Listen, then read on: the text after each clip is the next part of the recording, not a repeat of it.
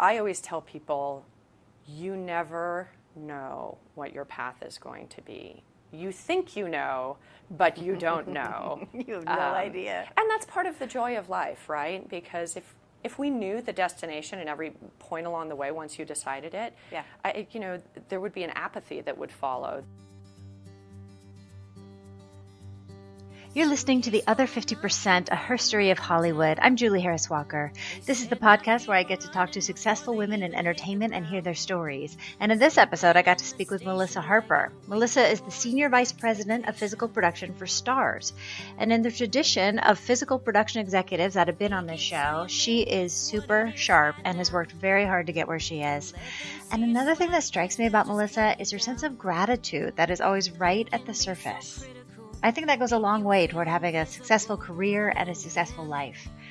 We talked in her offices at Starz. You can find us at theother50%.com to see bios, photos, the blog, the coffee cups, the t-shirts. You can find us on Apple Podcasts, formerly known as iTunes, Stitcher, Overcast, Podbay, Twitter, Facebook, Instagram, all the places where you look at your phone on Sunday mornings.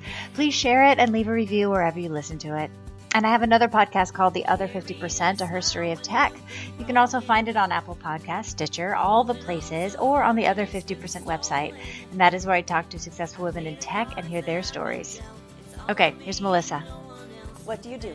So I am the head of production for Starz, which is both a studio and a network. We develop and produce our own content for the Starz Originals programming that's on the channel. I have a little bit of a hybrid role in a sense because not only are we hands-on developing and producing content that we own, but also in more a traditional kind of network capacity, we also work with outside studio partners who may own and produce content that we put on the network in a licensing capacity. So from a production perspective, I may not be as hands-on with the actual creation of that content, but invariably because not just from a creative perspective, but also from a physical production perspective, Starz feels that they know best how to create Starz content. Yes. It tends to be a little bit more involved than just, hey, creatively, we're going to work with XYZ studio, and then episodes show up at the end of the day. There's much more dialogue about production plans and potentially budgets and schedules and execution on things at a physical production level than people might think. You're a little more up in their business? A little bit. Well, it is your money at the end of the day, isn't it? It is our money, and it's our brand, which, anyone who's at a network, I'm sure, comes from the same place. It's basically, what the content that another studio may distribute internationally may be associated with them or with the network in that international territory that they sell it to.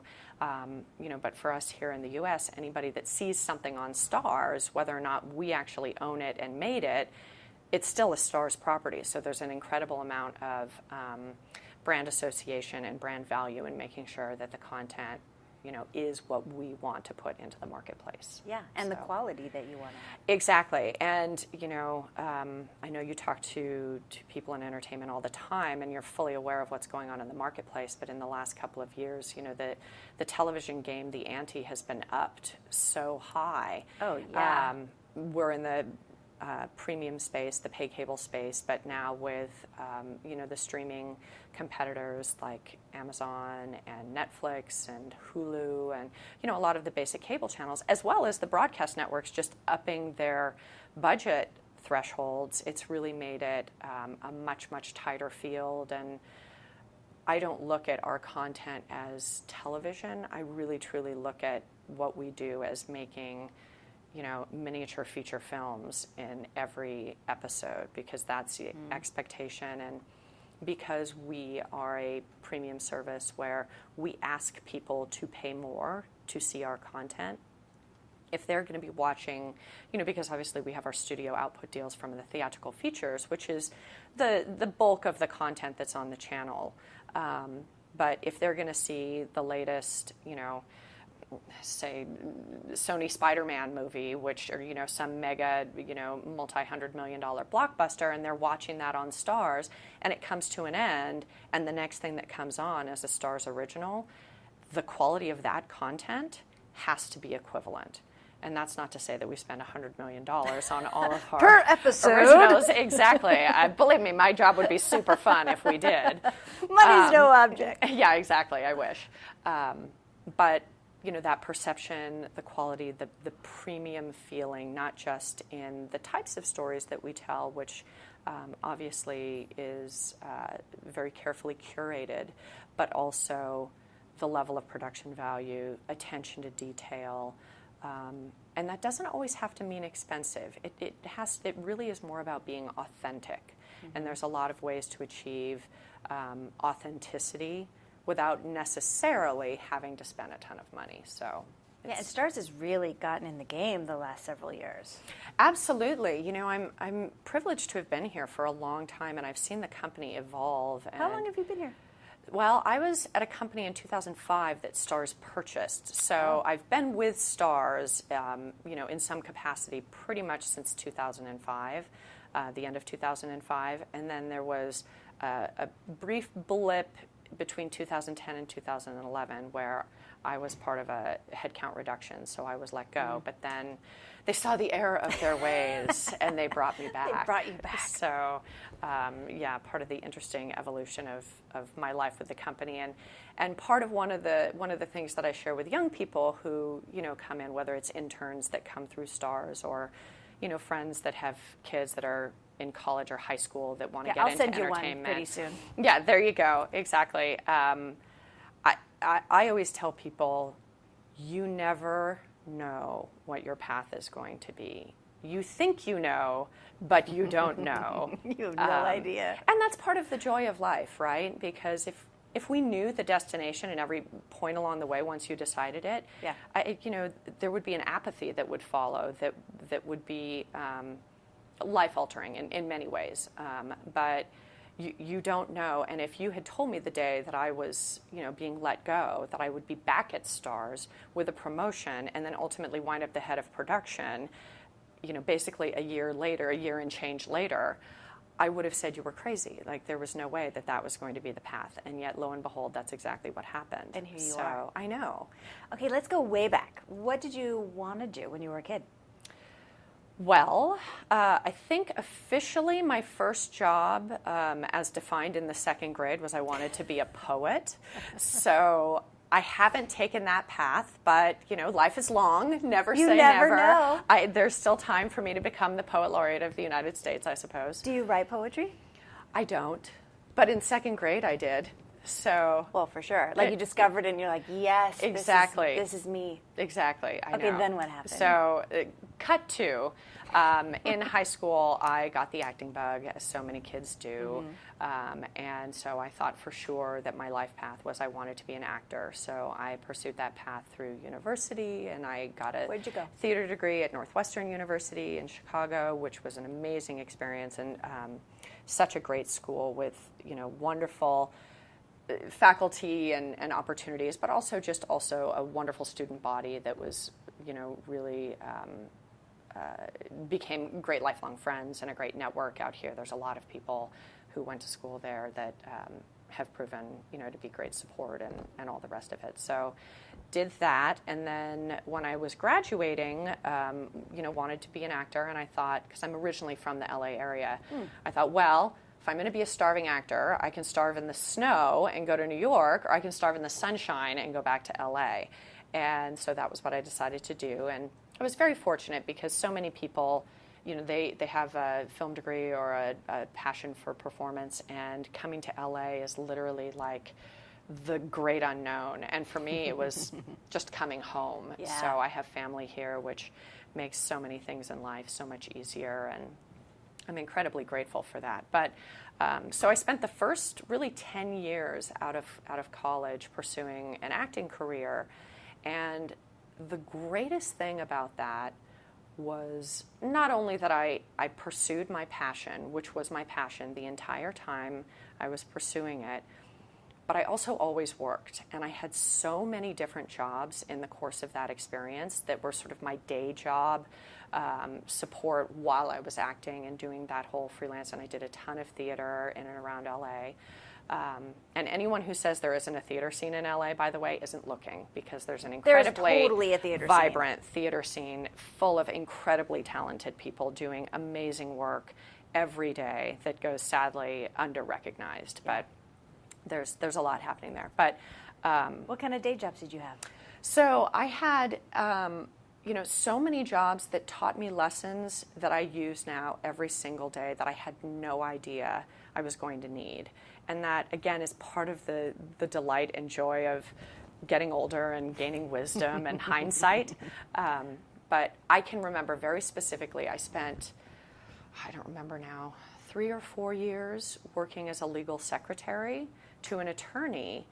And I worked part-time, and he gave me lots of flexibility to go on auditions, and I'd book the odd commercial here or there. So it was kind of a perfect setup of I had something that was relatively stable, but gave me what I needed to go and pursue my passion. And I can remember I was living in the Valley at the time, and the firm was in Westwood, and I can remember making that drive over the Sepulveda Pass and thinking, when am I going to be able to stop doing this commute? When am I, this job has nothing to do with what I want to do. It's not furthering, my artistic passions. And what kind of lawyer was he? Civil litigation. Oh, so it wasn't even entertainment. No, it wasn't an entertainment attorney, no.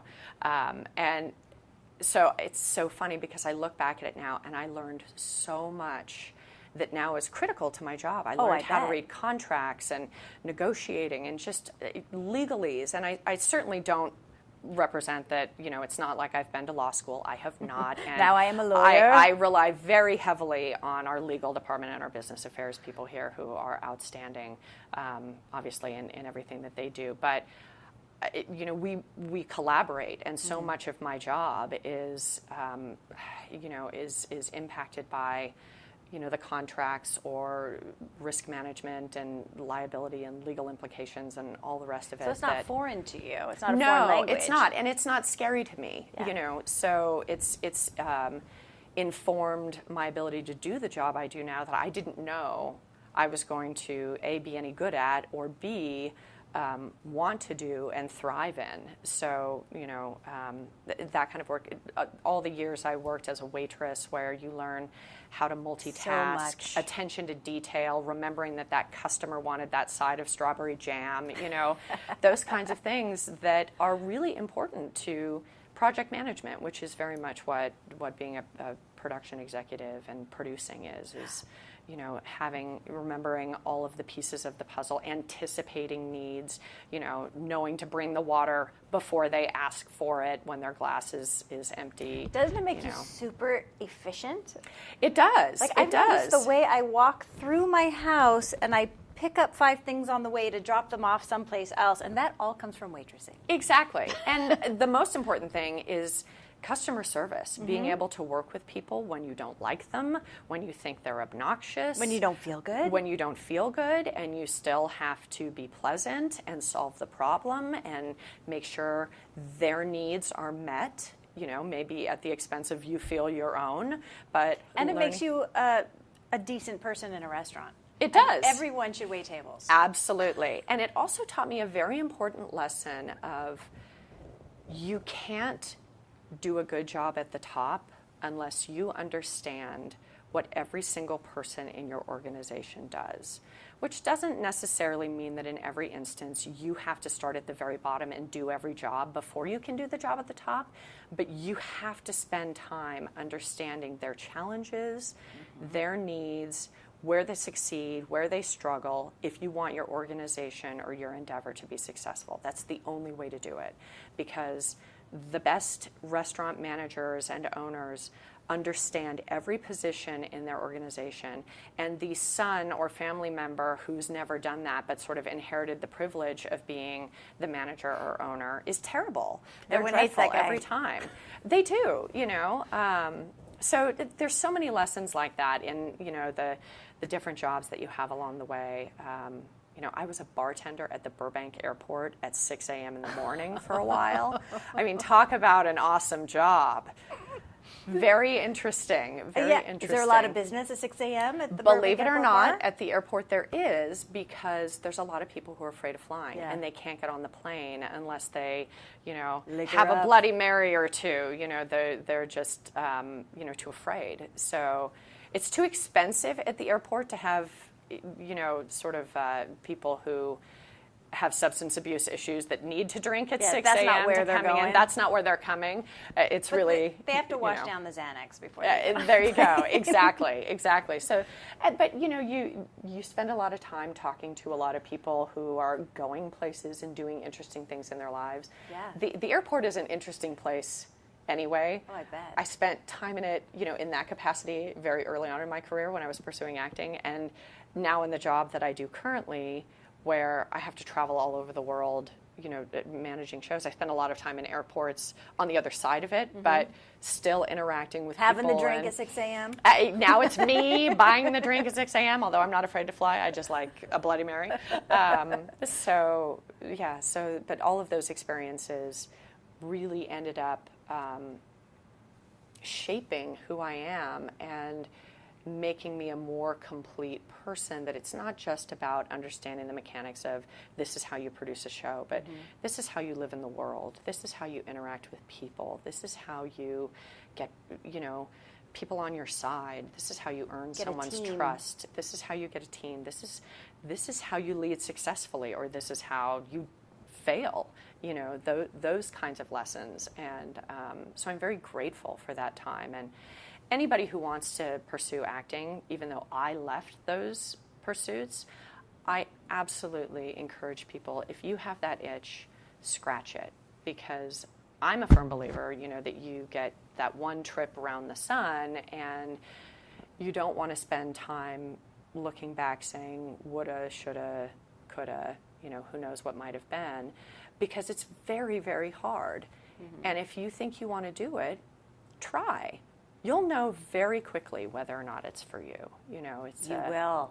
It's an incredibly challenging and like emotionally, psychologically. Yes, I was going to say it can be soul-crushing endeavor, because it's very, very hard to put yourself out there emotionally day after day, not just as an artist and say, hey, judge my work and tell me I'm good enough or not to get the part, which is so far out of actors' hands. It's far down the list. It's such a bridge to get to a place, I think, as an artist, to really truly recognize that it's not you.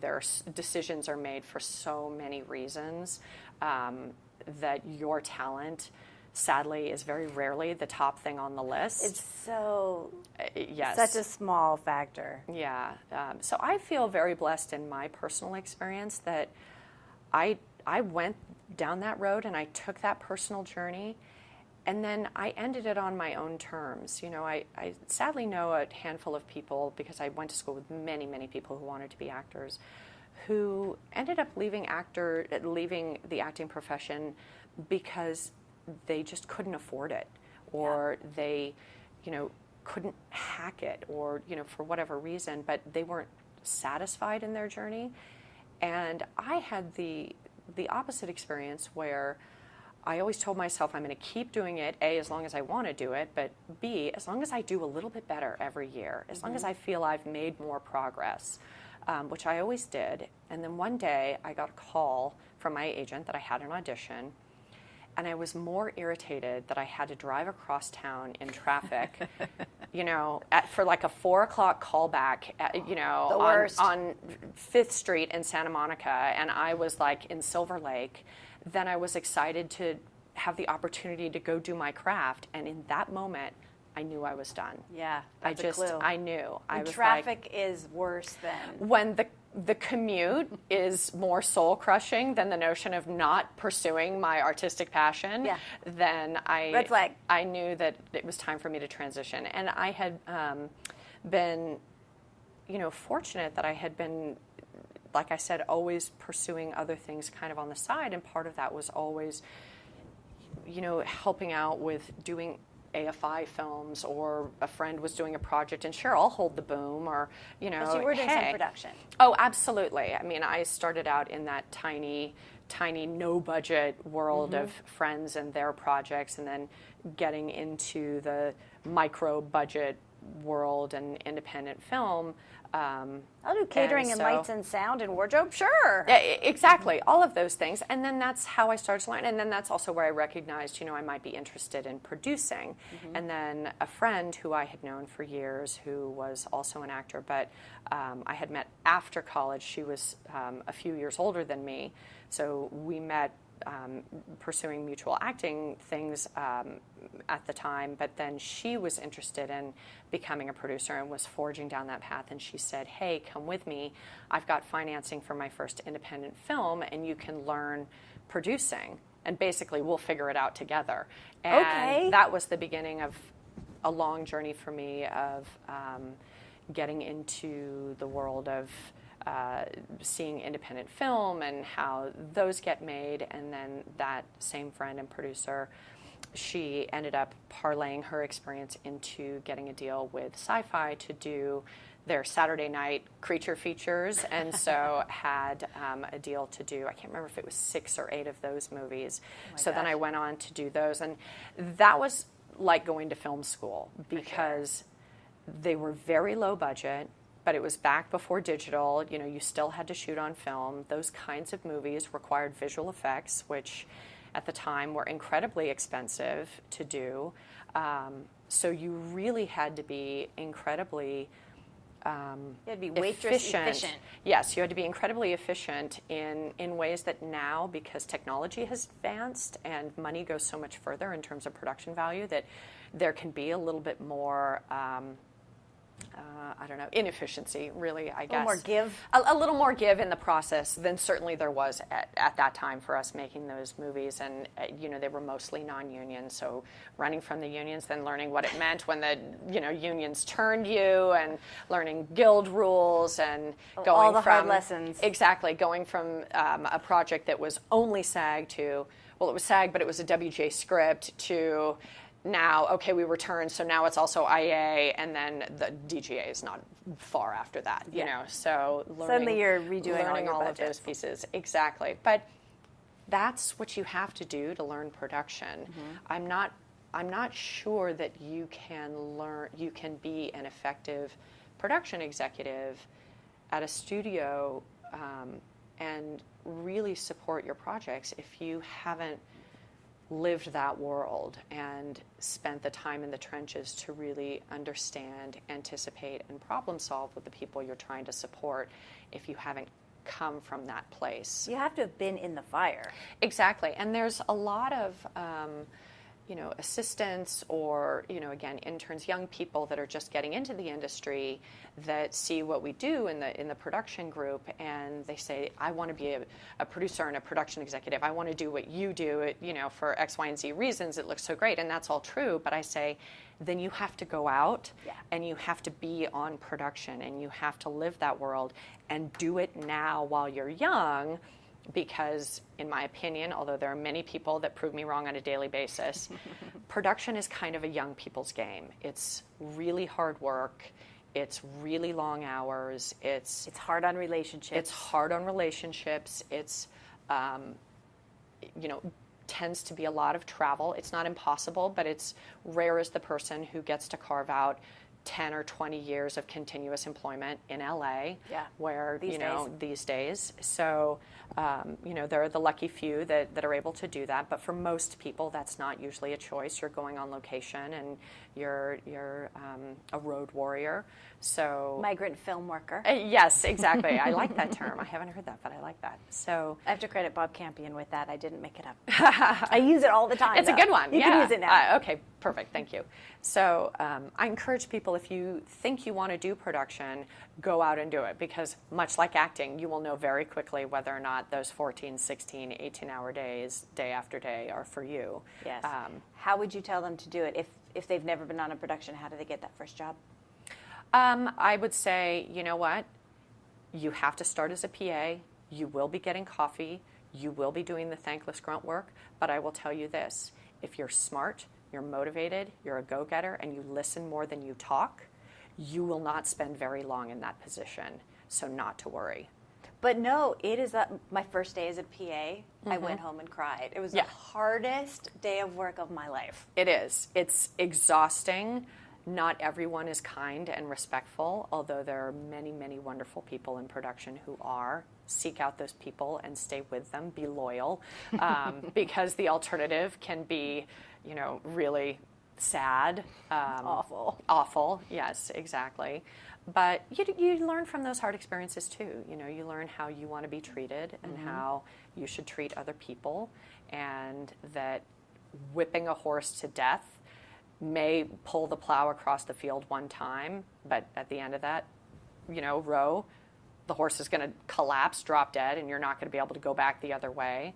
So a big part of what I really try and focus on, in my job now is looking at, okay, what's a sustainable model? Because whether you're a grip or you're, a supporting actor or you're the showrunner, everybody just wants to do a really good job. Everybody wants to make a hit show or a hit movie, but then everybody wants to go home and have a life. Yeah.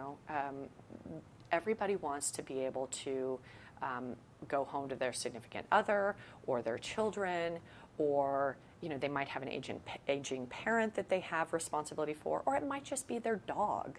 But everybody has something outside of their work life. So to me, creating a sustainable paradigm of work within the confines of making a movie where there's never enough time and never enough money to do everything you want to do is really important.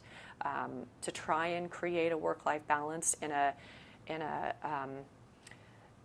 industry that really tries to go in the other direction, I think is a worthy cause, and people appreciate. And talk about how you're trying to do that. Like, what kinds of things are you looking at to try to? So it all starts from the very beginning, where never say never, but Starz to date hasn't done any pilots. We've done a few small things that we're even doing currently, more like a proof of concept, or we have a couple of internal non-broadcast presentations that we're doing, where instead of shooting out an entire, full broadcast pilot, we're just going to shoot a couple of scenes to see really more chemistry with the actors and what is the tone, feel, style of the show. Do we want to see more of that? Do we want to see more of it? And then we would go straight to series, as opposed to shooting out an entire pilot and then deciding now we're going to start a room and, blah, blah, blah. So for us, it's really more during the development period when the creative executives are working on the scripts and the writing and the story arc and really figuring out what is the vision for the show. On a parallel path in production, we're sitting down and we're creating a budget, and everything we do is bespoke. We don't have it's a 1 hour drama that we're going to shoot in New York, this is the budget. No, it's what is the show, where in the world are we going to shoot it? We'd like it to be, we think it should be in this budget ballpark, but let's look at it. Let's figure that out. What is the money? What are the realities? What are the needs for this particular project that mean, the pattern isn't going to be this, the pattern's going to have to be that, because we're not going to be able to sustain this, or because the lead actor is going to be in every single scene, even though in this country the standard is 6-day work weeks, we're not going to do that because it's not sustainable over more than 6 episodes. You can't kill your actor. You can't kill your actor, you can't kill your crew, because at the end of the day, in trying to be penny wise and pound foolish in that way, you're compromising the creative. You are sacrificing what the show could be, potentially only for financial reasons. And if you only have finite resource, then we might solve a problem instead by saying, okay, there is an appetite to put more money into this particular project. What about if we recraft the creative and it's fewer episodes? So there's more resource to make each episode as outstanding as we need it to be, but we don't have quite as many episodes so that our money goes further. There's different ways that we try and approach it, so that at the end of the day, when we say, okay, we're going to greenlight this project and this is going to be our budget and this is going to be our production model, even though there'll be a lot of things that are going to modify that as we get into the reality of actually getting the show on its feet, we have a pretty good, pretty confident roadmap of a sustainable model.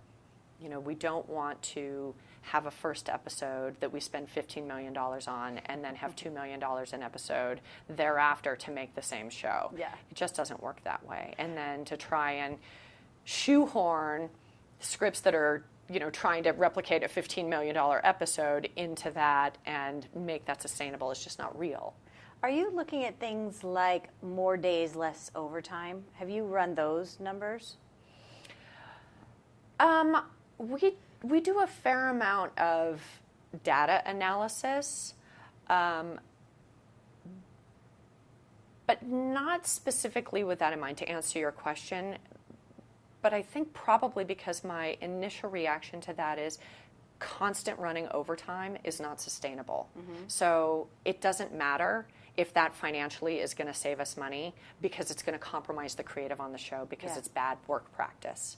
So better work practice, better production model, better show.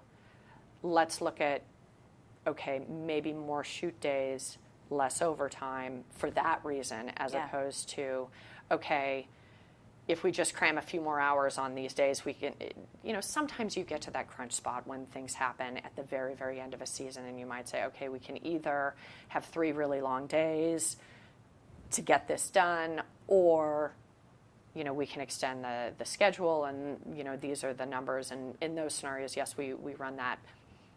But that would be the exception, not the rule. I would never build a production plan on that kind of model, because it's too hard. In on the model of having television. More overtime, less days. Yes. Yeah.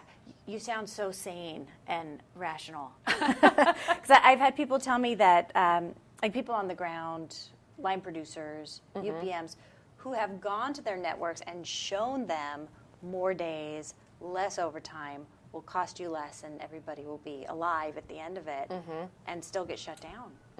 And the network wants to do more overtime and get it done, not believing the financial scenario that they've proven. Right. Well, so I think now everyone's going to want to work for you. I hope so. I want all the great projects to come to Starz. That would be an amazing, what do they say, embarrassment of riches. Yes. But one of the true privileges that I've come to recognize about working at Starz is that this company, and we've recently been acquired by Lionsgate, so our structure has changed a little bit, but as far as Starz, the network, and the original programming, we're largely unchanged. So you're still running as a separate entity? We are. We are a company owned by Lionsgate, but we still are operating autonomously within that umbrella. So still developing and producing our own content specifically for Starz, while Lionsgate TV Studios continues to develop and work with other distributors. But one of the great privileges about being at Starz is that we're big enough to have, you know, the financing we need to do premium content, to have the infrastructure that is required to be in the content creation business. Yet we're small enough to be nimble, flexible, and collaborative. And there are not many companies that are positioned in a similar way. There's a lot of companies, a lot of studios that make a lot more content than we do. We are not in the volume business. It's not our need, and it's not our model currently. How things may shift years down the line, Never say never. I don't know. Those are other meetings with other people. But are you kind of in the now HBO, Showtime? We've always been in that space as far as our union agreements and things like that. So that's always been our pool. Not sure over time how that's going to change given new media, and that used to be sort of its own entity, but there's so much blurring of lines, and we have our own direct-to-consumer app now, which is, That changes everything. Exactly. So the evolution will be really, really interesting, but we've always been in that space. But, HBO is obviously the 100-pound gorilla that is most established in premium and is certainly a worldwide brand. And Starz has, I think, over the last 6 years, really become a very recognized brand here in the U.S., but is not a worldwide brand in the same way that HBO is, and certainly not the way Netflix has managed to do in a very, very short period of time. So, are you going to say yet at the end of that? Or are you trying to do that? You know what? I'm not qualified to answer that question. Okay. I don't know what international distribution strategy is. You don't charge everything. For Starz, although I would love to know the answer myself. But I will say, over the last couple of years, the company has started making inroads. We do actually have a Starz platform in what they call the MENA territories, which is Middle East, North Africa. So actually, there's Starz Arabia. So that was actually the first place that Starz, as a company, launched a direct-to-consumer app. Was actually in an international space. Interesting. Yeah, very interesting. That was the first place, but it was also a place with huge growth potential that also was not currently saturated already by other competitors. So I think it was a very... heard of MENA? Well, I think that's like a business school term. I don't know. Everyone but us. Everyone but me had heard about that. So anyway, I'm not sure what the expansion plans are for Starz in terms of beyond the U.S. and worldwide domination, but I'm certainly game to go along for the ride. We'll see. Be fun. As long as they'll have me, right? Yeah. Okay. How did you transition from producer on the ground to production executive? So what happened is the company that my friend Karen Bailey, who's still a colleague here, was basically, I don't know if they were, I guess they were financing the sci-fi movies, was this company called IDT Entertainment, and that was actually a telecommunications company out of the East Coast that bought up all these companies, including Anchor Bay and including Film Roman and some international companies in Canada as well, and basically put them all together as one entertainment company, IDT Entertainment, and said they wanted to get into the content creation business and do live action. And so this foray into these sci-fi films was sort of the first part of it. And then they sold it to Starz and immediately made a whole chunk of change and walked away. So very savvy business people. So that passion didn't run too deep. But not really, truly, genuinely interested in being in the entertainment business. They were interested in making a very good business deal, which they did, to their credit. Good on them. So Starz, which our broadcast headquarters is out of Denver, Colorado, and that's historically where the company has been based. We were previously owned by John Malone, Liberty, which is also based there in Colorado, and they knew that they needed to get into the original programming game, and so they bought this company thinking that would be the first step toward doing that, and then I think they realized that they had bought a company that had a lot of different parts doing different things that were not necessarily all in alignment with their mission. So I think over the next couple of years, what I observed was that the company needed to figure out what to do with all of those pieces and how to make those pieces work in a profitable way. So, which is really challenging because animation is a challenging business, for example, and Anchor Bay, home video is not a growth industry.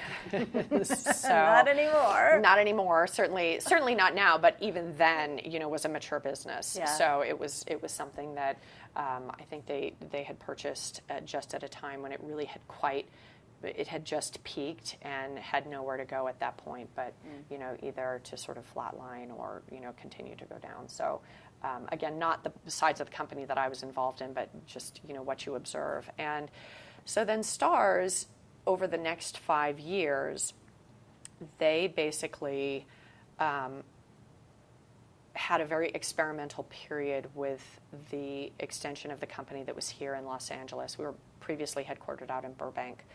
The offices were there as opposed to where we are now in Beverly Hills. And there was a lot of management and leadership changes in a very short period of time as they tried to figure out who was the best person to lead this initiative. They also started a theatrical features division with Overture Films, which was being run by Chris McGurk, and so there was sort of that arm, but they were doing their own thing, and they were not really involved in creating content for the channel. There was a brief window when the company decided to act as a studio and finance and create content for third parties. So we were doing content, series and miniseries we did for IFC. We did movies for Hallmark and Lifetime. We did a number of different things. And over the course of that period of time, my job changed literally almost every single year, where I was just told, okay, now you're doing this. And I just went along for the ride. And it was a great learning lesson of work hard, trust yourself, say yes.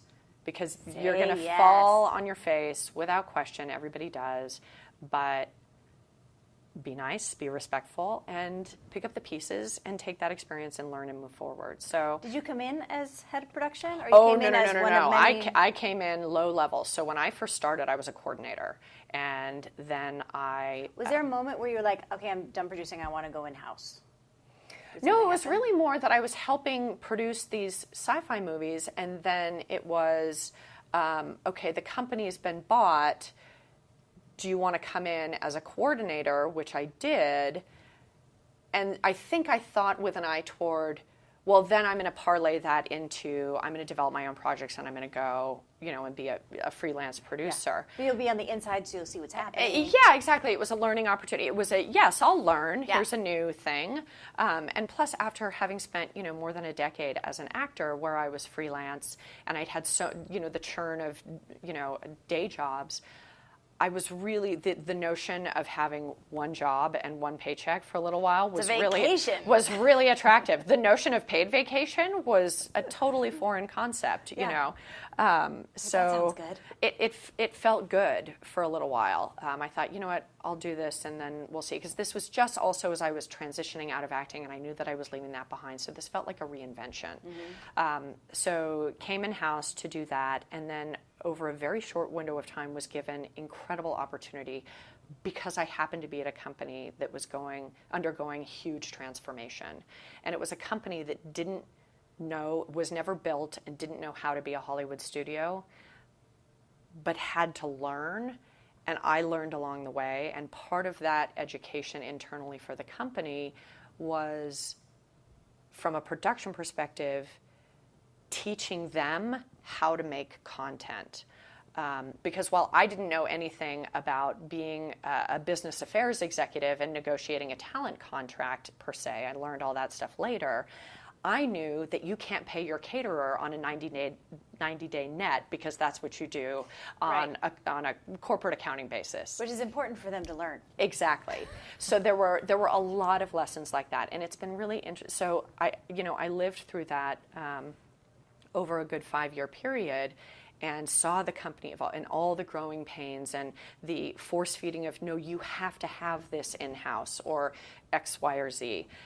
And with so many companies in the last couple of years with this golden age of television, getting into the content creation business, and a lot of tech companies wanting to become content companies, and everybody wants to own their content and all the rest of it. Being content creators is not for the faint of heart, to be competitive. Yeah. And I've lived through that, so I see these companies, and I know the road that they're going down, and I think, I know what you're going through, and I'll talk to colleagues that are, production executives at some of these companies that are, just learning and on their own path of evolution. Yeah. And, if they stay the course and have the money and the will to do it the right way, they'll grow and survive and potentially thrive, if they make the right decisions. I've consulted with some, and sometimes they're starting at zero. Exactly. We know how to run an amazing company. How on earth do we make production? Yes, exactly. And if they're asking those questions, that's a good sign, because very often they want to do it their way, or they don't understand why it has to be done a certain way. And I am all for thinking outside the box, and I am absolutely a champion of, is this the best way? Let's think about this. But there's also wisdom in recognizing that many, many, many people have gone before us, and the way things are done is the way things are done Learn for the a box reason. first. Yeah, for a reason, and it might be because it's the best way. Or it might be because it's the legal way that something gets Often done. it's the legal Yes, compliant exactly. So, I mean, because you will be audited. Yeah, you will be audited, or it might be you can do it this way, but the guilds won't work this way. So then you're going to be working non-guild, which you can make that choice as a company. That's fine, and that another level gives of you risk. a lot of flexibility. There is another level of risk associated with it, but the compromise is you automatically remove yourself from the ability to hire the very best people in the business. And isn't the first thing you want to do to be successful is surround yourself with the very best people at every level? Yes, excellent point. So these are all choices. Yeah. But anyway, so circling back, I came in as a coordinator, and then I can't even, truthfully, I'd have to like pull out my resume, which I haven't looked at in like 11 years. Well, you haven't looked for a job in a while. I haven't looked for a job in a while, it's true. And to sort of see the progression. But long story short, because we were doing all these different things of, okay, now we're going to produce content for other networks and be a studio. Okay, now, Melissa, you're going to produce low-budget, limited theatricals for Anchor Bay. So I did a couple of those movies. Okay, now, Melissa, we're scrapping that, even though you've pretty much been in the independent, low-budget, MOW feature space. You are now going to be a TV series television production executive on series, because we're now only going to make original series for the channel, and that's going to be the focus, which was the right move, but it took them an evolution as a company to get there and recognize that. And again, there were many changes in leadership as they were, trying to find the right fit for the company to continue to grow. But smart of them to put you in that spot and say, we know you're going to figure it out, rather than, oh, you do films, let's go hire a TV person. It was a huge opportunity, and yes, I'm incredibly grateful. I mean, I'm so grateful to so many people that gave me opportunities to fall on my face as you make your way. You must have risen to the occasion. Well, I always get back up. You have to always get back up. So it was an incredible opportunity, because when I made that shift from, I had just done these two, back-to-back movies for Anchor Bay, and then they said, no, now you're going to be a television executive. That was still when TV and film were two very separate tracks. Did not and meet. You came up in one or you came up in the other, and there was not the crossover that you see now. And for a lot of good reason, from the standpoint of there's very different power structures in television versus film, with the writers and how the writers are the producers in television versus what the director represents on a film. So there was learning all of that, number one, and number two, all the contracts are different. Mm-hmm. So having to educate myself and learn all the different and literally learn it trial by fire, on the ground. Train has left the station. So I spent... You're like, Amort, what? Well, exactly. First of all, learning that kind of budgeting, exactly. But then also, I spent a lot of time reading the SAG television agreement, Writers Guild agreements, and literally taking those books home and reading them, because I was like, I don't know what I'm doing, And fortunately, being able to be surrounded by people who, A, gave me the opportunity, but also supported me and answered questions when I was, willing to ask and figure it out, and always try and do the right thing with the right agenda in mind, which is if I didn't know the answer to a specific question, I always ultimately knew the answer was what's going to make the best show. Mm-hmm. So let's approach it from that perspective, find out the answer. And again, being at a company that was big enough to have resources, so I could go down the hall and ask people in legal, what does this mean, or how do I solve this, or can we talk to outside counsel about this because I don't know the answer to this question, or whatever, and having that at my fingertips, so I didn't have to answer every question on my own. Yeah. But handy. Yes, exactly.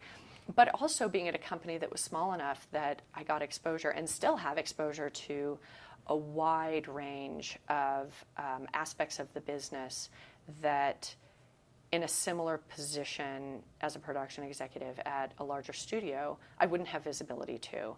And that remains true. And one of the things I love about my job is that I am very collaborative with the creative executives here. You know, we work hand in glove from the standpoint of a script issue is a production issue, is a script issue.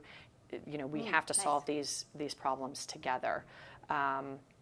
So we talk about that. We talk about if we need to cut days, because the pattern is 10 days, and we've now run the boards twice, and it's still coming in at 14 days.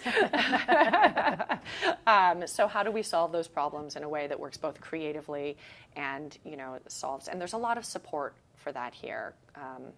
Carmi Zlotnick, who is the president of programming and my boss, he comes from a production background, so it's such a blessing to work with someone who, when I come forward and I say, well, this is the reason why I can't give you the answer that you want, he understands. And that, I think, is not always the case, what I hear anecdotally from other people who work other places.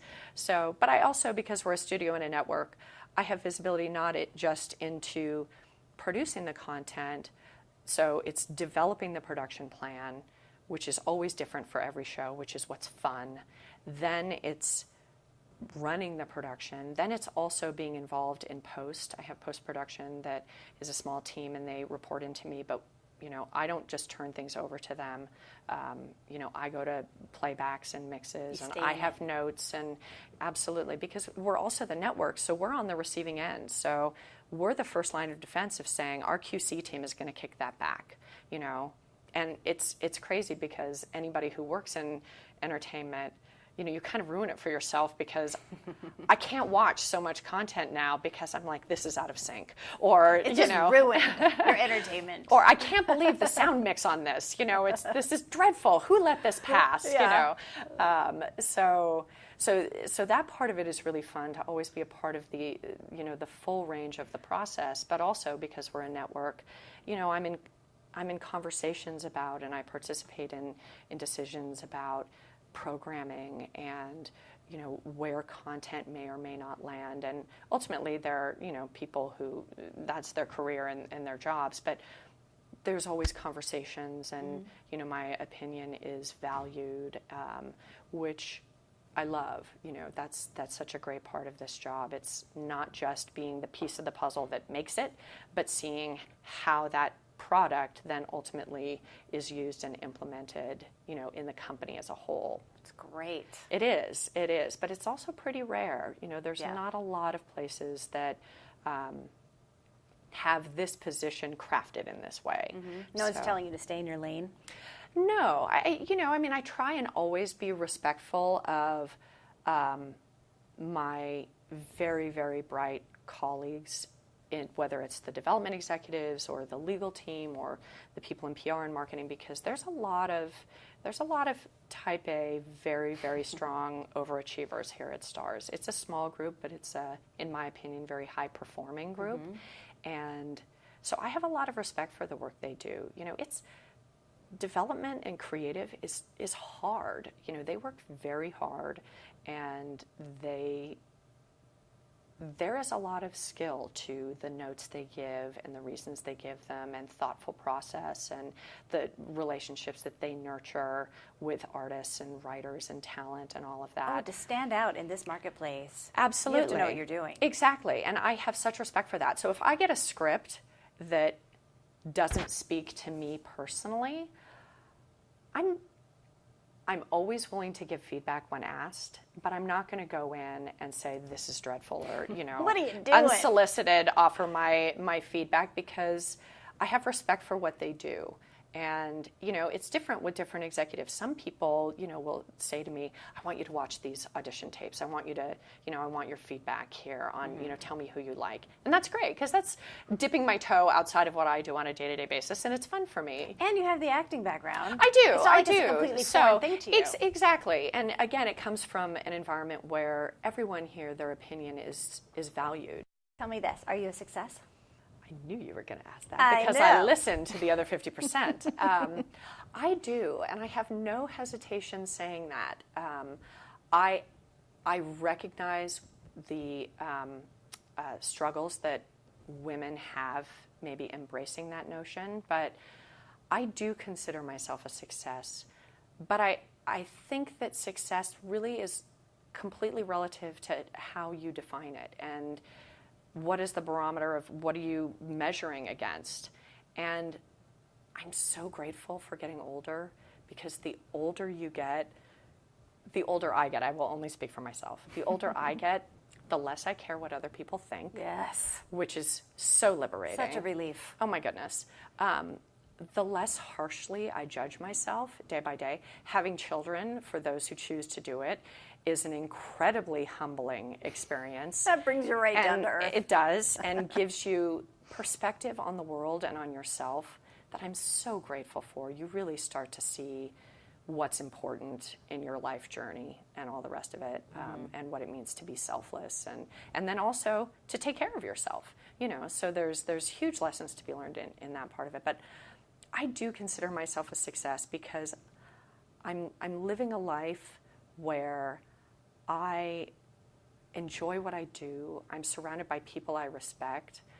I have relationships in my life that I love and am grateful for, both family and the family of friends, the family you choose versus the family you're dealt. I live in a country that is in some turmoil right now, but I don't live in a war zone. I feel like I'm a success because I'm grateful. And I feel like I'm not particularly religious, but I feel that I am blessed.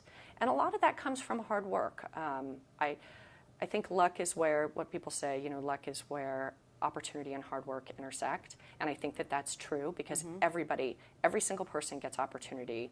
It's just, do you recognize it and do you take it? And work hard. And I do work very hard, and it's just in my nature, so I'm grateful for that. But there's people who make more money. There are people that have more power in Hollywood. There are people that, maybe have achieved things that I haven't achieved, that maybe are more quote-unquote successful. But I consider myself a success. And for me, that's all that matters. So, yes. Yeah. Are you a badass? I don't think so, but that's because I think of badass and I think of like a biker chick who goes out and does like extreme sports or something like that. Like a stunt woman? Yeah. That to me, I was at a WWE event last night and there are women wrestlers. Like, I would look at them as kind of badass. They're badass for sure. Yeah, but I don't think I would define myself as a badass. I think my kids might say I'm a hard ass, but I don't think But that's I'm your a job. badass. Yeah. Do you ever feel like an imposter? Sometimes. I think that's an honest answer. Not very often, but, and that's not exclusively related to a moment in my job where I might feel a little bit at sea where like, I'm not sure I know the answer. Like, am I really qualified to do this? How did I get here? We all have this one. I listened to Sarah Fisher's interview, for example, because she's a friend and so lovely. And, to hear it, someone like her who, like, you can't have more experience than she has. Like, seriously, you physically cannot have more knowledge than she has. Yeah. So if she's an imposter, like, there's no hope for the rest of us. There's no hope for the rest of us, indeed. So, that's why this podcast is so valuable, because it's really validating to hear amazing, accomplished people admit to the insecurities that we all feel. So yes, sometimes, but I also sometimes feel like an imposter as a mom, for example, because I'm a working mom. So I spend more time working. So you're never doing than it right. than I do momming, truthfully. And I think there's a lot of truth to the quality of time you spend with your children is more important than the quantity of time. And statistically, that's also true. So the data backs it up, just in case. So there. Yes, exactly. But sometimes I feel like an imposter as a mom. Sometimes I feel like an imposter as a friend, because to have friends, you have to be a friend. And my time is so limited, I often feel like I'm neglecting my friendships. So being an imposter, for me, spans many aspects of my life, not just my role here at Starz. It's impossible to do it all at the same time. It is, absolutely. It is impossible, and the notion of can you have it all, what all is different for Yeah. every person, but I don't think you can. I think you just have to make the best choices every single day of what your priorities are. And it's different for different people, you know. It's a priority for me to have a job that I really love with people I respect, where people behave respectfully, because I've had jobs where people do not behave respectfully, and that's not tenable for me personally. Yeah. So it's more of a priority to be in that environment for my work life, so I'm willing to drive a pretty horrendous commute as a result, whereas some other people might say, I could never do your commute. I just wouldn't be able to spend that time in the car. And I get that. So they might make a different choice, but... Well, you get to listen to the other 50%. I'm sure it makes it better. Exactly. Well, and the other thing is that if you... I think there's two things that are true in Hollywood. You're not going to have a career in Hollywood of any duration without having some portions of that career where you're commuting across town. Because you'll get a job somewhere, then you'll think, all right, I'm going to move close to that job, and then you'll lose that job, or you'll take a better job, and it'll be on the other side of town. So you just have to put down roots where you want to put down roots, and then just know that sometimes it's going to be great, and sometimes it's going to be terrible. So that's the one thing. Well, you can live 4 miles away, and it can still take you 2 hours. Like, it really doesn't make any difference in the city. Exactly. So there's that. And then the second piece is, you know, I don't think you have any career of any duration in Hollywood without losing your job at least once. You know, is that the truth? Not on your terms, because when I was laid off by Starz, for example, that was the first time anyone had told me, no, thank you. We don't need you to show up anymore. I'd had many jobs that I had left, but it was always because I decided that I was leaving. And then, you know, in the midst of the Great Recession, when every day you'd open up Variety and Sony cut 500 jobs, Disney cut, 800 jobs, so many people were out of work. I was by no means extraordinary, but that was a first-time experience for me. Where it's still pretty rude. Well, I'm still lording it over them. To see it was a big mistake. Exactly. What advice do you have for young women coming up? The advice I have for young women coming up, there's so much. All right, you get 10 bullet points. Yeah, exactly. The thing that I tell women and men, truthfully, that I sit down with in our intern program is try as many things as you can while you're young, because those years go by really quickly, and it tends to be the time when you're willing to live with less income, you have less responsibilities, you probably don't own property, so you don't have a mortgage, you're not likely to have children yet if you're going to go down that path, you may not even be married, so you have a lot more opportunity to gain experience. I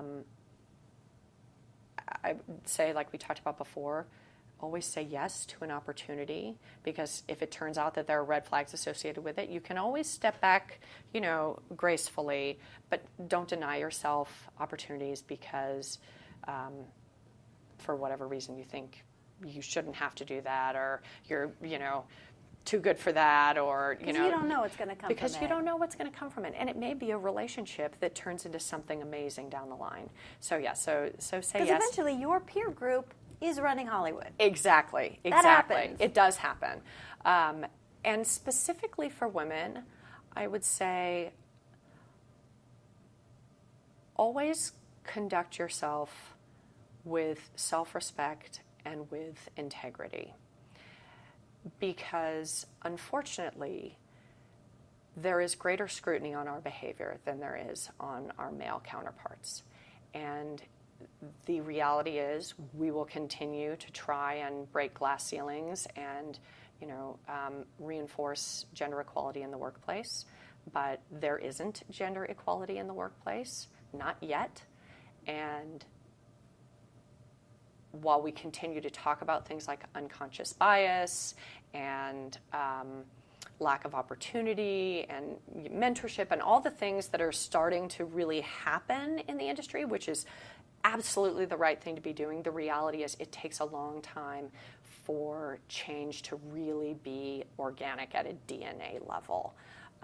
So for women, it's very important that they have to mind their P's and Q's. And I'm sad to have to say that, but I think that that's the truth. And you don't want it to be true. You don't want it to be true. You want true. everybody to be judged on their merits. But I have seen, young women who have made a mistake or had an error in judgment or maybe behaved inappropriately at a work event or something like that, where with a male counterpart, it would have been forgotten instantly, but with the female, it then starts to prohibit opportunity because they made a bad judgment because they were young or, whatever it was. And it's a sad double standard, unfortunately. And again, I work in a phenomenal workplace that has a lot of women in high-level and senior-level positions, which is extraordinary and terrific. And women are valued and celebrated here as, talent on every level. But it's still the reality in Hollywood as a whole. And, I've seen it happen on set, in the office, et cetera. So recognizing that you just have to work that much harder, unfortunately. I think that's still true. Yeah. So somehow you have to be bold and careful at the same time. You do. And in the same way that I think I'm not dyslexic, but I know people who are, if you're dyslexic, it's not that you can't be a great reader or can't be successful in every aspect of your life, but you have to work just that much harder than the average person who isn't. It's kind of the same thing. You're capable of and will hopefully have the same opportunities, but you're going to have to work just that little bit harder. And it shouldn't be that way, but until it isn't, it is. So we're still fighting the good fight. Yeah, absolutely. And the more there's this kind of opportunity, and like the event for Women Don't Ask that you moderated for the Women's Production Society, the more we support each other and the more that we affect change from within, I think the sooner it will happen. And that's what's super encouraging. I wanted to ask you about the Women's Production Society because I know you're very involved in that. You hosted that evening with the Women Don't Ask. What has having that group meant to you? Oh my goodness. First of all, I was privileged to be asked to, participate because it's really just an informal organization. It's not an established, 501c3 or anything like that, like Women in Film or, a bigger group. It really was just a collective of like-minded women executives and producers who started meeting, and they had been meeting for years. And then I was asked by one to come to a dinner, and we have this group, and it didn't even have the name that it now has. I mean, we assigned that moniker relatively recently. Should we name it? Well, we kind of, for a long time, we just referred to ourselves as the Brain Trust, Yeah. But then we thought, like that no, name even better. Let's, give it something a little bit more official. But I was privileged to be invited to join, and then I was just so amazed by the collective experience, knowledge, wisdom of these women, sitting around a table at dinner who, like the Sarah Fishers of the world, but, Jane Evans, just really amazing people who bring so much to the party that I just, wanted to sit there like a kid at Santa's feet, just to hear everything they were saying. But then, the shock and awe wears off. And then, you realize you're all doing the same work. And that's really what's been so terrific about it, is that it's a truly collaborative, incredibly supportive group that has grown with more and more women. And we're all doing the same job, really. So unlike other areas of entertainment where I've been told, oh, you share your list of good people with other people. I would never share, my list of writers or whatever. It's too competitive. And I just think, if I think I'm going to need someone on a project, I might not volunteer them. But if I know I don't need someone, first of all, I might get somebody great a job, but also then I'm helping someone else. And don't all boats rise with the tide? Yeah. So that group in particular has a very, very selfless and collaborative perspective, which has just proven to be invaluable, I think, for so many of us, because even if it's a piece of information that I don't need right this moment, chances are 8 months from now, I will. Yeah. So that's the other thing, is I'm always happy to take anyone's call, whether they know me or not, if someone is curious about, hey, you shot in this location, or hey, you worked with that person, or how did you handle this? And usually it's somebody that maybe I've met before, but every now and again it's somebody that I don't. Happy to take their call too. Because if I am being told, okay, we're going to go and shoot a show in Peru, I've never shot in Peru. And that's not a place that has a lot of production, so who's been there? Look it up? Who's been there and who can tell me, hey, this is what we learned? And that's one of the really lovely things about production. It has a little bit less ego than the Above the Line, and everybody just wants to help each other, and it's such a nice place to be. I really like being in production. That's my home.